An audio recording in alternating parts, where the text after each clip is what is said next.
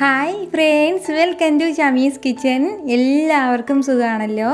ഇന്ന് നമ്മൾ തയ്യാറാക്കുന്നത് വളരെ ടേസ്റ്റി ആയിട്ടുള്ളതും വളരെ സിമ്പിളായിട്ട് പെട്ടെന്ന് തയ്യാറാക്കി എടുക്കാനും പറ്റുന്ന നല്ലൊരു ബിസ്ക്കറ്റ് സേവാണ്. അപ്പോൾ നമുക്ക് വീഡിയോയിലേക്ക് പോകുന്നതിന് മുന്നേ നമ്മുടെ ഷമീസ് കിച്ചൻ ചാനൽ ഇതുവരെ സബ്സ്ക്രൈബ് ചെയ്യാത്തവരുണ്ടെങ്കിൽ അല്ലെങ്കിൽ ഇത് ആദ്യമായിട്ടാണ് കാണുന്നതെങ്കിൽ പ്ലീസ് ഒന്ന് സബ്സ്ക്രൈബ് ചെയ്തേക്കണേ. കൂടെ തന്നെ തൊട്ടടുത്ത് കാണുന്ന ബെല്ലൈക്കനിൽ ഓൾ കൂടി ഒന്നും മറക്കാതെ പ്രസ് ചെയ്തേക്കണം. എന്നാൽ ശരി, നമുക്ക് വേഗം വീഡിയോയിലേക്ക് പോകാം. വളരെ സിമ്പിളായിട്ട് പെട്ടെന്ന് തയ്യാറാക്കി എടുക്കാൻ പറ്റുന്ന ഒന്നാണിത്. അപ്പോൾ ഇതിന് വേണ്ടിയിട്ട് ഫസ്റ്റ് നമുക്ക് വേണ്ടത് മൈദാമാവാണ്. ഞാനിപ്പോൾ ഒരു 2 കപ്പ് അളവിലാണ് മൈദാമാവ് എടുക്കുന്നത്. അപ്പോൾ ഈ മൈദാമാവിന് പകരം നമുക്ക് ഗോതമ്പ് പൊടിയിൽ ഇത് തയ്യാറാക്കാവുന്നതേ ഉള്ളൂ. 2 കപ്പ് അളവിൽ വേണം എടുക്കാനായിട്ട്. മൈദ ചേർത്ത് കൊടുത്തു കഴിഞ്ഞാൽ പിന്നെ നമുക്കിതിലേക്ക് വേണ്ടത് കുറച്ച് നെയ്യും കൂടിയാണ്. അപ്പോൾ 1 ടേബിൾ സ്പൂൺ നിറയെ ഞാനിപ്പോൾ നെയ്യ് എടുത്തിട്ടുണ്ട്. അപ്പോൾ അതും കൂടി ചേർക്കാം. അപ്പോൾ ഇനിയിപ്പോൾ നെയ്യ് ഇല്ലാന്നുണ്ടെങ്കിൽ പകരം നമുക്കിതിലേക്ക് ബട്ടറും ചേർത്ത് കൊടുക്കാവുന്നേ ഉള്ളൂ. പിന്നെ വേറെ ഓയിലൊന്നും ചേർക്കാൻ പറ്റില്ല. നെയ്യ് അല്ലെങ്കിൽ ബട്ടർ ഇതിലേതെങ്കിലും ഒന്ന് ചേർത്തേക്കണം. ഇത് രണ്ടുമായി കഴിഞ്ഞാൽ പിന്നെ നമുക്കിതിലേക്ക് വേണ്ടത് 1/2 ടീസ്പൂൺ അളവിൽ ഏലക്ക പൊടിച്ചതും കൂടിയാണ്. അപ്പോൾ ഏലക്കയുടെ നല്ലൊരു ഫ്ലേവർ ഉണ്ടാവും, അതിന് വേണ്ടിയിട്ടാണ്. കൂടെ തന്നെ ഒരു പിഞ്ചളവിൽ മാത്രം ഉപ്പ്, ഇതുപോലെ ഒരു പിഞ്ചളവിലേ എടുത്തിട്ടുള്ളൂ, ഒരുപാട് വേണ്ട. നമ്മുടെ ഈ മധുരം നമുക്ക് ഒന്ന് ബാലൻസ് ചെയ്യാൻ വേണ്ടിയിട്ടാണ് ഒരല്പം മാത്രം ഉപ്പ് ചേർത്തിട്ടുള്ളത്. ഇത് ഇത്രയും ചേർത്ത് കൊടുത്തതിന് ശേഷം പിന്നെ നമുക്ക് വേണ്ടത് നല്ലതുപോലെ കൈവച്ചിട്ട് നന്നായിട്ടൊന്ന് മിക്സ് ചെയ്തെടുക്കണം. നമ്മുടെ ഈ നെയ്യും ഏലക്കപ്പൊടിയും എല്ലാം കൂടി നല്ല രീതിയിൽ മിക്സ് ആകുന്നത് പോലെ തന്നെ ഒരല്പ സമയം നന്നായിട്ട് ഒന്ന് കുഴച്ചെടുക്കണം.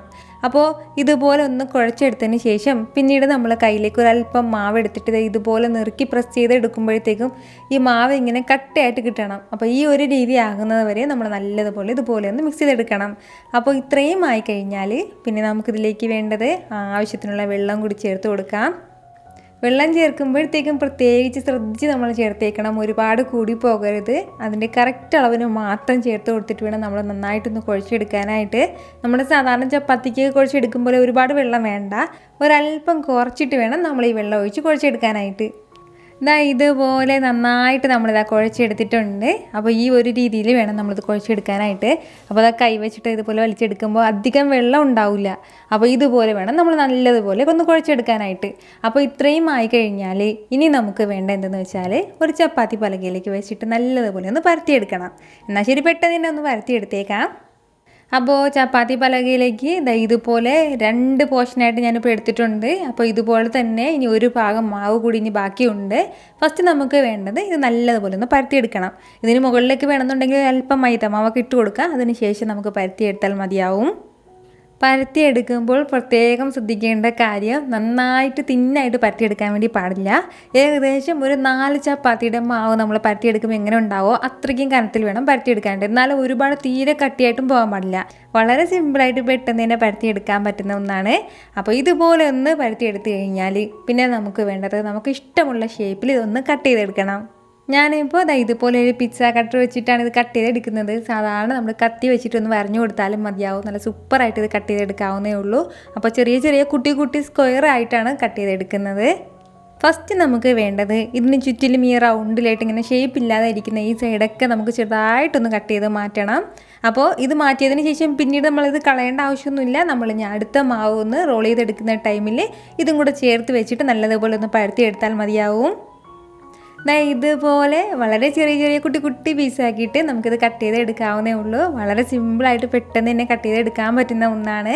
ഇനിയിപ്പോൾ നമുക്ക് വേണമെന്നുണ്ടെങ്കിൽ ഇങ്ങനെ നീളത്തിന് കട്ട് ചെയ്തെടുക്കണം എന്നുണ്ടെങ്കിൽ അങ്ങനെയും വരഞ്ഞെടുക്കാം. അപ്പോൾ ഇതാകുമ്പോഴത്തേക്കും പെട്ടെന്ന് വെന്ത് കിട്ടും. അപ്പോൾ നമ്മൾ പ്രത്യേകം ശ്രദ്ധിക്കേണ്ട കാര്യം, ഒരുപാട് കനത്തിന് നമ്മളിത് പരത്തിയെടുക്കാൻ പാടില്ല. അതുപോലെ തന്നെ ഒരുപാട് വലിയ പീസാക്കിയിട്ടും കട്ട് ചെയ്യാൻ പാടില്ല. ഒരുപാട് വലിയ പീസാക്കിയിട്ട് കട്ട് ചെയ്യുകയാണെന്നുണ്ടെങ്കിൽ അത്രയും സമയം നമ്മളിത് ഫ്രൈ ചെയ്ത് എടുക്കേണ്ടി വരും. അതിൻ്റെ പേരിലാണ് എത്രത്തോളം തിന്നായിട്ടും എത്രത്തോളം ചെറിയ പീസായിട്ട് നമ്മളിത് കട്ട് ചെയ്തെടുക്കുന്നോ അത്രയും സ്പീഡിൽ നമുക്കിത് ഫ്രൈ ചെയ്തെടുക്കുകയും അത്രയും സ്പീഡിൽ നമുക്കിത് വെന്ത് കിട്ടുകയും ചെയ്യും. കുറച്ച് ഞാനിപ്പോൾ ഇതുപോലെ ഡയമണ്ട് ഷേപ്പിലാണ് ഇത് കട്ട് ചെയ്തെടുത്തിട്ടുള്ളത്. അപ്പോൾ ഇത്രയും ആയിക്കഴിഞ്ഞാൽ ഇനി നമുക്ക് വേണ്ടത് നല്ലതുപോലെ ചൂട് എണ്ണയിലേക്ക് ഇട്ടിട്ട് നന്നായിട്ടൊന്ന് ഫ്രൈ ചെയ്തെടുക്കണം. എന്നാൽ ശരി, പെട്ടെന്ന് തന്നെ ഒന്ന് ഫ്രൈ ചെയ്തെടുക്കാം. നമ്മുടെ എണ്ണയൊക്കെ ഇവിടെ നന്നായിട്ട് ചൂടായിട്ടുണ്ട്.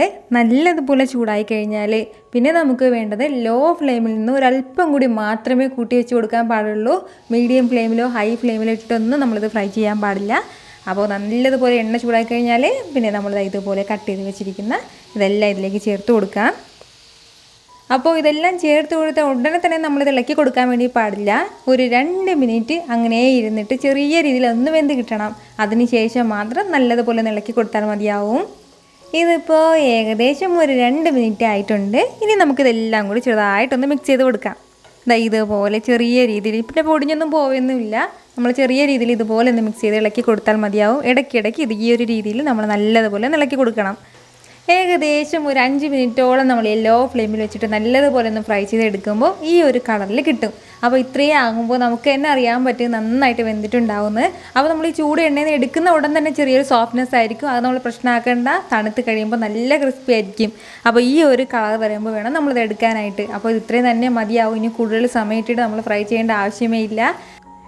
ഈ ഒരു രീതിയിൽ നമ്മളെല്ലാം ഫ്രൈ ചെയ്തെടുത്തിട്ടുണ്ട്. നിങ്ങൾക്ക് കാണുമ്പോൾ തന്നെ അറിയാമല്ലോ, ഒരല്പം പോലും എണ്ണയൊന്നും ഇല്ലാതെ ഇങ്ങനെ ആയിരിക്കും നമ്മുടെ ഈ ബിസ്ക്കറ്റ് പോലത്തെ ഈ സ്നാക്ക് കിട്ടുന്നത്.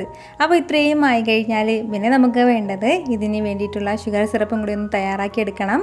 എന്നാൽ ശരി, അതും പെട്ടെന്ന് തന്നെ ഒന്ന് തയ്യാറാക്കി എടുക്കാം. ഷുഗർ സിറപ്പ് തയ്യാറാക്കി എടുക്കാൻ വേണ്ടിയിട്ട് ഞാനിപ്പോൾ 1 കപ്പ് അളവിലാണ് പഞ്ചസാര എടുത്തിട്ടുള്ളത്. 200 ഗ്രാം അളവിൽ പഞ്ചസാരയുണ്ട്. ഇത് നന്നായിട്ട് മെൽറ്റാകാനും പാകത്തിലൊരല്പം വെള്ളം ഒഴിച്ച് കൊടുത്താൽ മതിയാവും. ഒരുപാട് വെള്ളത്തിൻ്റെ ഒന്നും ആവശ്യമില്ല.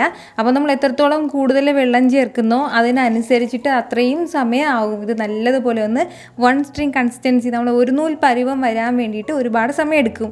അതിൻ്റെ പേരിൽ ഒരു 1/4 കപ്പിൽ നിന്ന് ഒരല്പം മാത്രം കുറച്ച് വെള്ളം വെച്ച് കൊടുത്താൽ മതിയാവും. ഇനി നമുക്ക് വേണ്ടത് ഒരു മീഡിയം ഫ്ലെയിമിൽ വെച്ചിട്ട് നല്ലതുപോലെ ഒന്ന് തിളപ്പിച്ചെടുക്കണം. ഒരു 2 മിനിറ്റ് നന്നായിട്ടൊന്ന് തിളച്ച് വരുമ്പോഴത്തേക്കും ഈ ഒരു രീതിയിൽ നമുക്കിത് കിട്ടും. അപ്പോൾ നല്ലൊരു ഒരു നൂൽ പരുവം കഴിഞ്ഞിട്ട് ആ ഒരു സ്റ്റേജിൽ വേണം നമുക്കിത് കിട്ടാനായിട്ട്. നല്ലൊരു ക്രിസ്റ്റൽ പോലെ ഉണ്ടാവും. നമ്മളിപ്പോൾ വെള്ളത്തിലേക്ക് ഒഴിക്കുകയാണെന്നുണ്ടെങ്കിൽ ചെറിയൊരു ക്രിസ്റ്റൽ പോലെ ഇങ്ങനെ കിട്ടും. ആ ഒരു സ്റ്റേജ് വരെ നമ്മൾ നല്ലതുപോലെ ഇതൊന്ന് തിളപ്പിച്ചെടുക്കണം. 2 മിനിറ്റ് തന്നെ ധാരാളമാണ്. ഇത്രയും ആയിക്കഴിഞ്ഞാൽ ഈ ഒരു സമയം പിന്നെ നമുക്കിതിലേക്ക് ചേർത്ത് കൊടുക്കേണ്ടത് ചെറിയൊരു പീസ് അളവിൽ നാരങ്ങ എടുത്തിട്ട് ഒരല്പം മാത്രം നാരങ്ങ നീര് ചേർത്ത് കൊടുക്കണം. അപ്പോൾ ചെറിയൊരു പുളിപ്പുണ്ടാകും. അതിന് വേണ്ടിയിട്ടാണ്. ഒരുപാടൊന്നും ആവശ്യമില്ല. കൂടെ തന്നെ അതുപോലെ പിന്നെ നമുക്ക് വേണ്ടതാണ് ഒരു 3/4 ടേബിൾ സ്പൂൺ അളവിൽ മൈദാമാവും കൂടി. നമ്മൾ ഈ മൈദാമാവ് ചേർക്കുന്ന എന്തെന്ന് വെച്ചാൽ നമ്മൾ ഈ കടകളിൽ നിന്നൊക്കെ ഈ ബിസ്ക്കറ്റ് വാങ്ങുമ്പോഴത്തേക്കും അതിലൊരുപാട് ഇങ്ങനെ ഷുഗർ കോട്ട് ചെയ്തിരിക്കുന്നതായിട്ട് നമുക്ക് തോന്നും. പക്ഷെ നമ്മൾ കഴിക്കുമ്പോഴത്തേക്കും വലിയ മധുരം ഉണ്ടാവില്ല. പക്ഷെ നല്ലൊരു വൈറ്റ് കളറിലായിരിക്കും ഇരിക്കുന്നത്.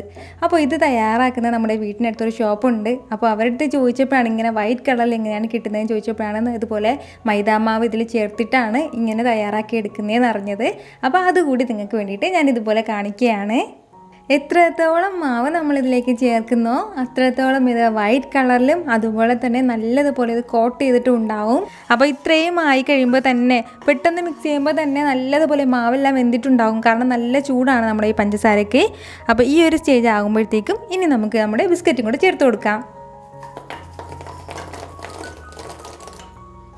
ബിസ്ക്കറ്റും ചേർത്ത് കൊടുത്ത ഉടനെ തന്നെ നമ്മളത് നല്ലതുപോലെ ഒന്ന് മിക്സ് ചെയ്ത് എടുക്കണം. നന്നായിട്ടൊന്ന് ഇളക്കി കൊടുക്കണം. ഇങ്ങനെ ഇളക്കി കൊടുക്കുന്ന ആ ടൈമിൽ തന്നെ നമ്മുടെ പഞ്ചസാര എല്ലാം ഈ ബിസ്ക്കറ്റിൽ പിടിച്ചിട്ട് പെട്ടെന്ന് തന്നെ ഇതൊന്ന് ഡ്രൈ ആയി കിട്ടും. ഒരുപാട് സമയത്തിൻ്റെ ഒന്നും ആവശ്യമില്ല.